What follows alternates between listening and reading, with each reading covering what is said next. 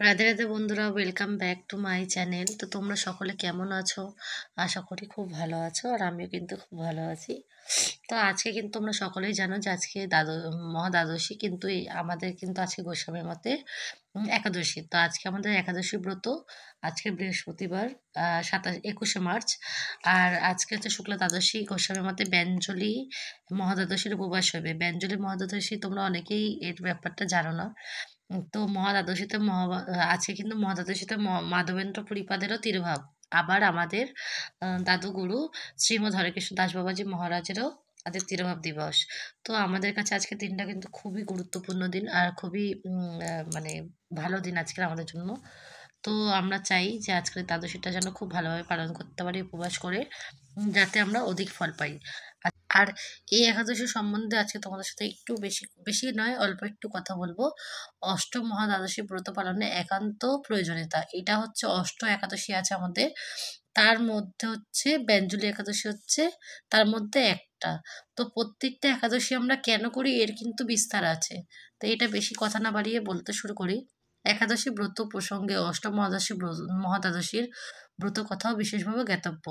ব্রহ্ম বৈবর্তের শ্রীশত সৌনক সংবাদে লিখিয়াছেন, উন্মিলিনী ব্যঞ্জলি স্ত্রীস্পৃহা স্পর্কবর্ধিনী জয়া চ বিজয়া চৈব জয়ন্তী পাপনাশিনী দ্বাদশষ্ট মহাপুণ্যা সর্বপাপহরা দ্বিজ তিথি যোগেন জায়ন্তে চাতস্থ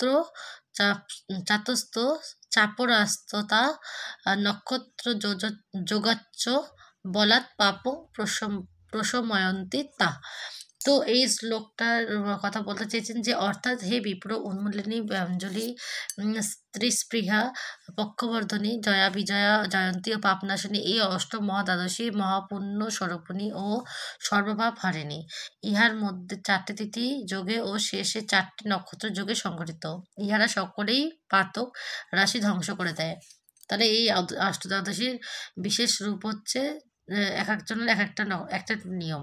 তো ব্যঞ্জলি মহাদ্বাদশীর হচ্ছে বিশেষত্ব হচ্ছে একাদশী বৃদ্ধি না পেয়ে এটা মহাদ্বাদশী বৃদ্ধি পায়। তাহা হইলে ব্যঞ্জলি মহাদ্বাদশী নামে কথিত হয়। তাহলে একাদশীর থেকে দ্বাদশী যদি বেশি বৃদ্ধি পায় তখন তাকে বলা হয় ব্যঞ্জলি। উহা অশেষ পাপ নিশানি। তাহলে এই একাদশীটা করলে আমাদের অনেক পাপ নাশ হয়। তো তোমরা বুঝতে পারলে আজকের একাদশীটার মাহাত্ম্যটা এটাই ছিল। তো এটা দেখো, এটা ছিল সন্ধ্যাবেলা না দুপুর, হ্যাঁ এটা রাতের খাবার ছিল গোপালে। তো দেখো আজকের মতন কিন্তু ভিডিওটা এই অবধি, আর একদম ছোট ভিডিও। আর তোমাদের যদি আমার ভিডিওটা ভালো লাগে তাহলে অবশ্যই লাইক কমেন্ট আর সাবস্ক্রাইব করতে ভুলবে না। আর আজকে প্রচণ্ড বৃষ্টি হয়েছে, যার জন্য আমরা ভিক্ষা অর্ধেক করে বাড়ি চলে এসেছিলাম। রাধে রাধে।